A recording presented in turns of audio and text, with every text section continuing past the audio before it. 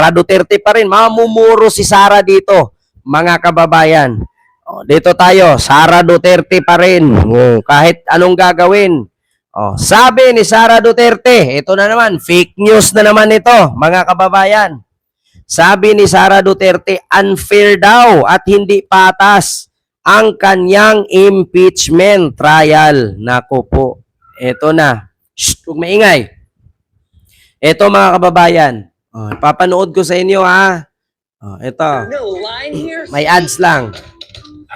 Hindi daw patas. Unfair daw. Hindi dumaan sa tamang proseso. Ito ang iginit ni Vice President Sara Duterte nang tanungin kung posible bang maging patas ang kinakaharap niyang impeachment trial. Giit ni VP Duterte, mayroong malinaw na pattern ang ginawang panggigipit sa kanya. As we heard former Congresswoman Kim say, let's stick to our plan. So there was already a plan of fishing evidence from that budget hearing. And when they failed to get evidence from the budget hearing, they... Sabi ni Sara, mga kababayan, ayan o, BP Sara naniniwalang hindi patas at minamadali ang proseso ng impeachment laban sa kanya. Sabi niya, according daw sa sinasabi ni Congresswoman Kimbo, Maristela Kimbo ba ng Marikina? Si Teacher Estila, Estila Kimbo, na meron daw plan na i-impeach si Sara. Ito gusto ko lang iparating sa inyo mga kababayan. Hindi pa ako nag-vlog ng national politics, na kay Isko pa lang ako. Alam ko na ito Bakit? Yung sinasabi ni Sara dito na unfair, hindi patas at minamadali ang proseso ng kanyang impeachment at narinig daw niya kay Estila Kimbo ng Marikina, Congresswoman, na pinagplanuhan daw ng Congress ang impeachment ni Sara. Ito mga kababayan, baliktarin natin. Bakit? Ganito kasi yan. Bago pa po pagplanuhan ang impeachment kay Sara, nauna po silang magplano na patalsikin si BBM. Ma'am Arlene Pabular, maraming salamat po. Alam nyo ganito. Yung sinabi ni Sara Duterte na narinig niya kay Estila Kimbo, Congresswoman ng Marikina, na pinagplanuhan daw siyang ipa-impeach. Matagal nang pinagplanuhan. Mas nauna po silang magplano na patalsikin si Marcos Jr. Bakit? Ganito yan. Noong panahon na nagkaroon sana ng kodita sa Kongreso, sino ba ang nangunguna? Si Gloria Arroyo. Di ba? Nung nalaman ni House Speaker ngayon, Martin Romualdez, nabuko ang planong pagkudita sa Kongreso at gawing House Speaker si Gloria at patalsikin si Marcos, nagbumirang sa kanila. Bumaliktad ang sitwasyon. Ngayon, wala na siyang takas kasi nabuko ni Romualdez ang plano ni Gloria at ni Sara na patalsikin at magkudita sa Kongreso para patalsikin si PBBM, na aksyonan agad-agarang aksyon ni Romualdez ito. Nung dumating ang panahon na nasilipan siya sa confidential fund, doon na nag-umpisa. Di ba? Doon na nag-umpisa, mga kababayan. Binaliktad na ni Sara. Baka nakalimutan ninyo ang planong pagkudita ni Gloria Arroyo para maging House Speaker siya. Alam niyo, sa totoo lang, kung naging House Speaker si Gloria, si BBM ngayon impeach na. At according sa aking kaibigan na si Nino Barsaga, nandun siya mismo sa meeting sa Rockwell, Makati. Di ba? Rockwell, Makati. Ano daw ang sabi ni Digong? 3 weeks lang yan si BBM uupo. Mapapalitan ni Sara yan. Plano na nila yan. Sinabi mismo ni Nino Barsaga yan sa live niya. Rinig niya mismo sa 2 tainga at 2 mata, nakita niya. plano ni Duterte, 3 weeks lang si BBM ng 2022 election pagkaupo, tanggal, palitan agad ni Sara. Kasi umpisa pa lang, ayaw na ni Digong kay PBBM. Nakita nyo naman, nung 2022 election, meron tayong presidenteng bangag noon, bangag ngayon. Meron tayong kandidato pagka-presidente, may kaibigan na anak ng may-ari ng banana plantation sa Davao na matay dahil sa droga. Sabi ni Digong, sino ba yung may-ari ng banana plantation? Di ba si Florindo? Yung dating gabinete ng tatay ni Bongbong na tinirhan nila yung mansion doon sa Long Beach, California. Yung biyenan sana ni Makati Bilat. Di ba? Biyenan sana ni Makati Bilat. Kilala nyo naman. May ebidensya tayo dyan. Ito Ma'am Arlene, may kalab shout out po kay Jude Anthony Abilgas. And good evening Ken sa'yo from Canada. Keep it up what you're doing Ken para mag-gising ang taong tulog. Salamat po Ma'am Arlene Pabular sa yung super chat. Thank you so much po. At kay Ma'am, sino tong isa? Nagpa-member sa ating YouTube channel. Ayan si Ma'am Arlene nga. Ito mga kababayan, ipapanood ko sa inyo kung paano siraan ni Digong si PBBM. Wala pang eleksyon 2022. Digong, banana, sa Davao, kaibigan ni Marcos.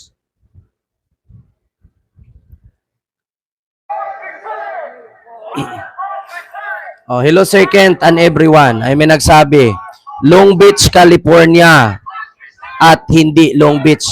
Long Beach, Hawaii ba yan? Actually, merong ata basta pagka ganun.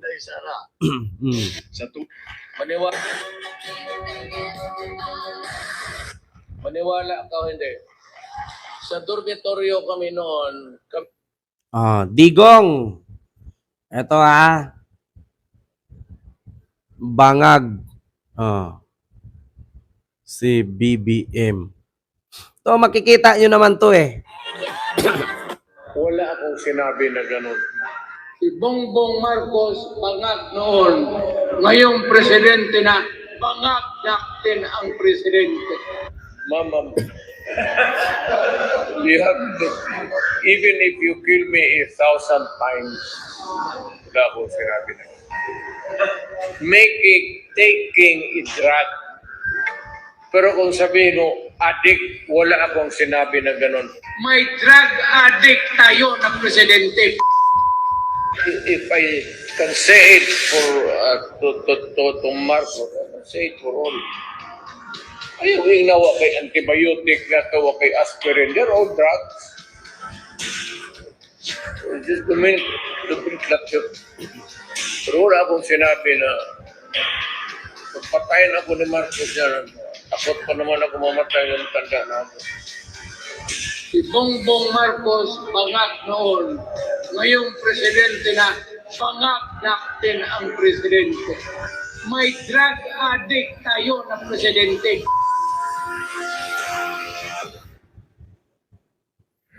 Wala akong sinabi. Narinig nyo? Huwag kayong paloko. Alam mo, Parliament, ang ambisyon niyan, karamihan galing kay Lisa Marcos at kay Romualdez.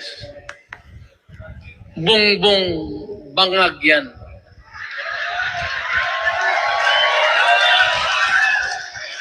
That's why sinasabi ko na sa inyo ngayon, si Bongbong Marcos bangag noon, ngayong presidente na, bangag natin ang presidente. Alam nyo mga kababayan, kung ihimay-himay ninyo, yung sinabi ni Sara na pinagplanuhan siya na ipa-impeach, mas nauna silang magplano na pa-impeach si PBBM. Ang problema lang, dahil dyan sa PI or Parliament, yung tinatawag nila na panibagong konstitusyon sa ating bansa. Di ba sinubukan ni Digong yung tinatawag niya na federalism? Oh, alam nyo ba kung anong purpose ng federalism? Halimbawa, taga Davao ka, Mindanao ka. Kung ano yung era ninyo sa Mindanao, sa inyo lang. Kung ano yung era mo sa Visayas, sa inyo lang. Kung ano yung era mo sa Luzon, sa inyo lang. Doon mo makikita yung mga lugar kung sino yung mga kurakot, mapag-iwanan. Ganon ang tinatawag niyang federalism. 'Di ba? Oh, ngayon, ito namang People's Initiative na panibagong constitution, ito yung tinatawag natin na parang Singapore. Merong president, merong prime minister. Parang Canada, parang Europe. May hari, may reyna, may prime minister, may president. So, kapag natuloy, yung plano ni Romualdez, ni Lisa Marcos at ni PBBM, yung People's Initiative, walang saysay si Sara. Bakit? Mawawalan siya ng power. Kasi ang mangyayari dyan, si Martin Romualdez magiging Prime Minister. Si BBM, Presidente. Si Lisa, magiging Chief Executive. Pare-pareho sila ng function ni PBBM. So saan ngayon si Sara? Nga. Wala na siyang function. At parang sa China, at kapag natuloy itong tinatawag nilang People's Initiative, matagal pa ang eleksyon. Which is ganun din naman sa federalism ni Digong. Ngayon, halimbawa, Luzon tayo, Mindanao tayo, Visayas tayo. Hindi na mag-eleksyon pang kalahatan. Kung saan ka naka-area, halimbawa, doon si Digong, mayor sa kanila sa Davao, sa Mindanao, sila lang magbubutuhan. May sarili silang Congress, meron silang sariling Senate, meron silang sariling legislative. Di ba? So, ganun din sa Visayas at sa Luzon. Pero yung People's Initiative, hanggat hindi ka gumawa ng karumal-dumal or pangungurakot, hindi ka mapapalitan. Katulad sa China. People's Republic of China sa Communist Party. Di ba, nagulat kayo? Ilang beses na nag-eleksyon ang Pilipinas, sa China, wala pa rin, hindi pa rin napapalitan. Hanggat buhay, parang si Kim Jong-un ng North Korea. Di ba? Ang problema ngayon, hindi natuloy. Di ba? Matagal na nilang plano yan. At binalak pa nga ni Digong na ihiwalay ang Mindanao sa Visayas at sa Luzon at gawin niyang republika. For what? Siya ba ang may-ari ng Mindanao? Lagi mong pagkatandaan, Digong, hindi lang ikaw taga Mindanao. At hindi lahat ng taga Mindanao gusto ka. Davao ka lang malakas. Bakit hindi mo subukan pumunta ng Zamboanga? Del Sur, Del Norte, Di Oro. Diba? Kung pabor ba sila sa'yo? Ang laki po ng Mindanao, mga kababayan. Pero kapag tinanong mo po yan, kapag tumungtong ka ng Zamboanga Peninsula, puro liberal yan. Diba? Pag tumungtong ka ng Zamboanga Peninsula, puro liberal yan. Pag sinabi mong Davao City, kay Digong yan, malaki po ang Davao. Malaki po ang Davao, hindi po city. Meron pang Davao de Oro, Davao del Norte, Davao Oriental, Davao Occidental. Malaki po ang Davao. City lang siya. Hindi po siya kasali sa Jensan, sa Cotabato, sa Lanao, Maguindanao. Malaki po ang Davao. Hindi po pag sinabing Davao ay si Digong na. City lang siya. Hindi po niya sakop yung iba. Yeah? Kapag payabangan, si Digong Davao. Pero pagdating sa baha, sabihin nila, hindi po city ang binaha. Hindi po sakop ni Digong yan. Di ba? Ganun ang sakit ng mga DDS. Kapag yabangan, Davao kay Digong. Pero pag may sakuna, sabihin nila, hindi po kay Digong yan. Hindi na niya sakop yan. Di ba? Di ba? Ganon yon. Katulad sa Europe, tignan nyo, Lani Royston, head of government, and prime minister while head of state si King Charles. Parang ganon. Di ba? Una ng pinagplanuhan ng mga Duterte yan. Nagkamali lang sila sa kanilang plano, pumalpak. Kasi halos naman kasi lahat ng mga kongresista sa panahon ngayon at sa administrasyon ngayon ay lakas si MD na hawak ni Martin Romualdez.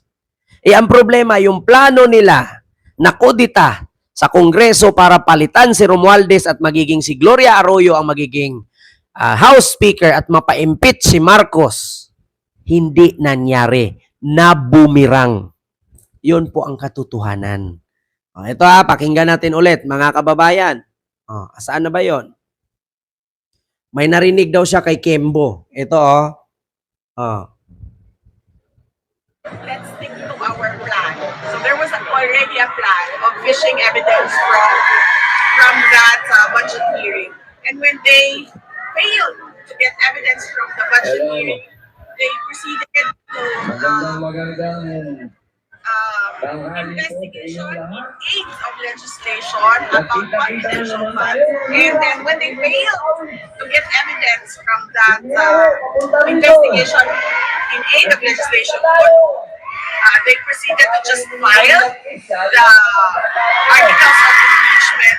Dagdag ng pangalawang Pangulo, hindi rin isinama ang ibang ahensya sa mga pagdinig tungkol sa confidential funds. Yet it was only the Office of the Vice President that was invited to that hearing in aid of legislation, and no other department was invited to speak about confidential funds. And what they did there was harass our staff from the Office of the Vice President. Nananatiling kwestiyon sa Vice Presidente kung paano nakuha ang pirma ng mahigit 300 kongresista sa loob lang ng ilang oras, kaya duda niya kung talagang nabasa at naintindihan ng mga pumirma ang dokumento.